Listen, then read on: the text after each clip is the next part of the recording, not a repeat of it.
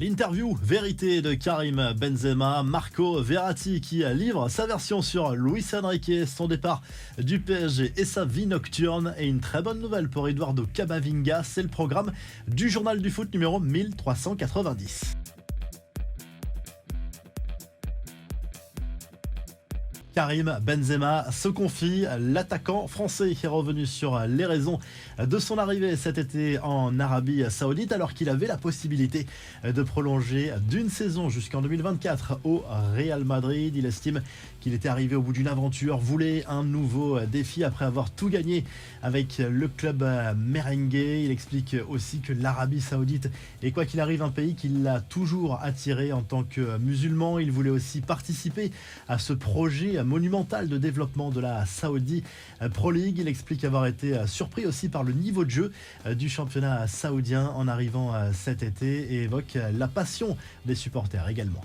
Lui aussi a choisi de se confier. Marco Verratti a accepté de revenir pour l'équipe sur son départ du PSG lors du mercato estival. Le milieu de terrain italien est revenu notamment sur sa fameuse discussion avec Luis Enrique. C'est bien le coach espagnol qui lui a indiqué qu'il n'entrait pas dans ses plans, mais Verratti n'est pas rancunier.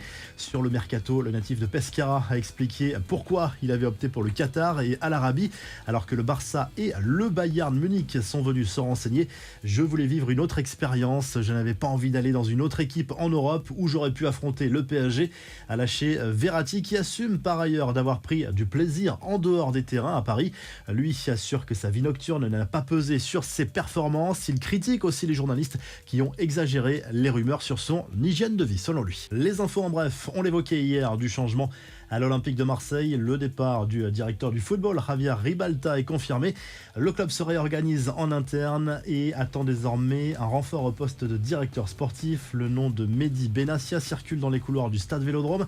Le Real Madrid blinde Eduardo Camavinga. Selon plusieurs sources en Espagne, le milieu de terrain français aurait été récompensé pour ses belles prestations avec un nouveau contrat jusqu'en 2028 au lieu de 2025.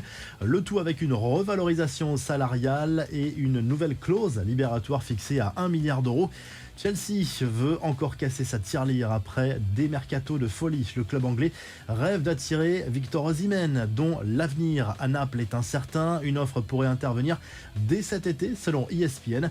Enfin, la mise au point du président exécutif de l'OL, Santiago Cucci, pour répondre aux critiques sur la politique du club depuis l'arrivée de John Textor et déjà cet aveu sur la dette estimée à 300 millions d'euros.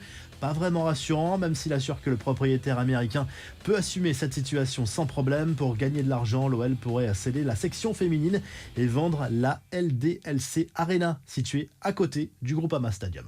La revue de presse en Espagne, le journal Marca se penche essentiellement sur le duel entre les Espagnols et les Écossais ce jeudi soir dans le cadre des éliminatoires de l'Euro 2024. Les joueurs de Luis de la Fuente ont une revanche à prendre par rapport à la défaite du match aller. Attention d'ailleurs à la Norvège qui jouera dans le même temps que les Espagnols retrouveront d'ailleurs dimanche, toujours dans le cadre de ces éliminatoires de l'Euro 2024. Du côté du journal Sport, on propose une longue interview de Xavi, l'entraîneur du FC Barcelone, qui revient sur le début de saison de son équipe et notamment sur les blessures qui n'ont pas épargné son effectif. Mais il est ambitieux pour la suite, notamment en Ligue des Champions comme en Liga.